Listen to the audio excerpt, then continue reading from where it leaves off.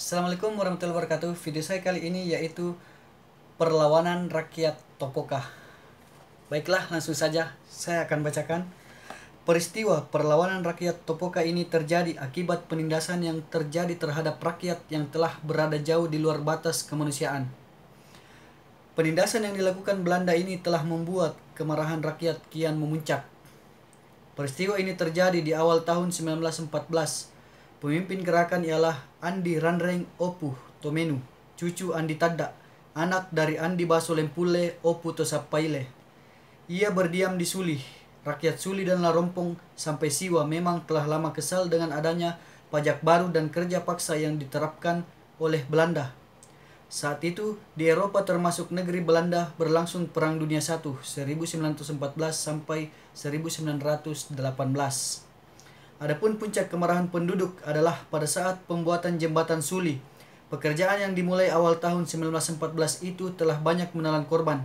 Selain itu, selama pekerjaan berlangsung, juga banyak kendala yang ditemukan, seperti kurangnya batu kali dan pinggiran sungai yang tanahnya agak lembek. Ketika itu tersebar berita bahwa untuk menahan tanah agar tidak longsor lagi, maka harus dilakukan penanaman kepala manusia. Setiap pondasi selesai bangun, tepi sungai longsor lagi. Maka kembali dilakukan penambahan kepala manusia. Maka tersebarlah berita adanya patoki, yakni orang yang ditugaskan oleh Belanda mencari kepala manusia. Hal itu dilakukan berkaitan dengan kepercayaan animisme atau dinamisme. Dengan kejadian itu, maka penduduk yang bekerja tanpa gaji dan terintimidasi tersebut juga dibayangi oleh hantu kepala manusia.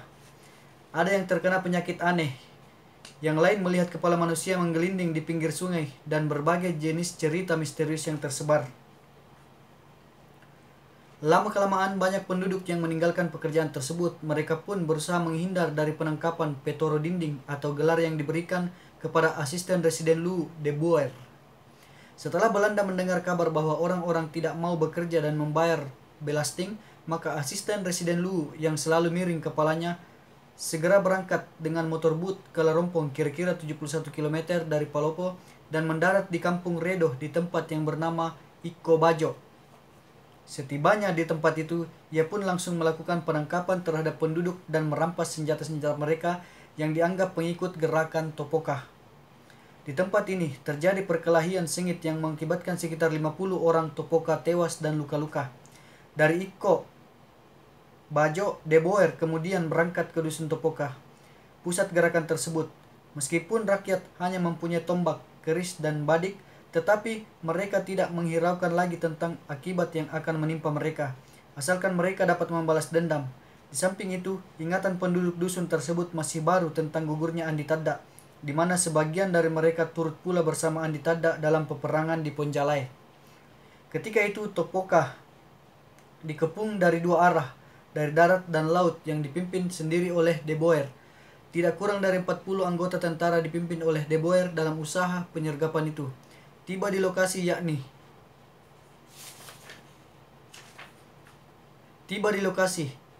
Topoka, De Boer meminta agar rakyat menyerahkan senjatanya. Akan tetapi rakyat menolak, maka terjadilah perkelahian. Adapun yang mati pada peristiwa itu yakni dari pihak Topoka kurang lebih 10 orang dan 2 orang Belanda. Belasan orang menderita luka-luka. Oleh karena persenjataan yang tidak seimbang, akhirnya mereka mundur ke hutan-hutan. Sementara mereka yang ditangkap kemudian digiring ke Suli. Sebagian dari mereka dipaksa untuk kembali ikut membangun jembatan yang panjangnya sekitar 40 km itu. Akhir daripada perang Topoka tersebut terjadi pada suatu malam gelap gulita disertai hujan deras. Sekitar pukul 3 dini hari, penduduk Topoka tiba-tiba menyerang barak patroli Belanda yang terletak di tepi sungai Suli. Serangan itu menimbulkan suara yang gagap gempita di tengah kesunyian malam. Seketika itu juga bunyi senapan-senapan Belanda yang membalas serangan-serangan penduduk Topoka terdengar menggema di angkasa. Pada peristiwa yang terjadi di awal tahun 1914 itu, kurang lebih 20 orang Belanda mengalami luka-luka dan seorang yang tewas. Di pihak Topoka terdapat sekitar 40 orang luka-luka dan 10 orang tewas. Peristiwa tersebut oleh masyarakat setempat disebut Perang Topoka.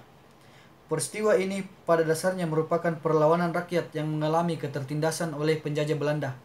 Akibat peristiwa tersebut, Belanda kemudian melakukan penangkapan di sekitar Suli dan Larompong, meskipun orang-orang yang ditangkap itu tidak mempunyai sangkut paut dengan gerakan Topoka. Adapun di antara orang-orang yang ditangkap tersebut terdapat 3 tokoh yang penting, yaitu 1. Andi Mangile Opu Palempang Suli. Beliau adalah putra Andi Basolempule Opu Tosappaile, cucu Andi Tanda Opu Pawelai Ponjalai. 2. Andi Yusuf Opu Tosi Bengareng Sulewatang Larompong, kepala distrik, adalah menantu Andi Basolempule Opu Tosappaile. 3. Andi Ranreng Opu Topemanu, putra Andi Basolempule Opu Tosappaile. Ketiga orang terkemuka itu dituduh Belanda sebagai otak dari gerakan Topoka. Meskipun tidak ada bukti yang nyata akan keterlibatan mereka, Belanda tetap memberikan hukuman buang. Mereka pun kemudian dibuang ke Jawa pada tahun 1915 selama 10 tahun dan kembali ke Luwu pada tahun 1925. Demikianlah video dari atau pembacaan perlawanan rakyat Topoka dalam buku Ensiklopedia Sejarah Luwu Edward Anwar. Terima kasih. Assalamualaikum warahmatullahi wabarakatuh.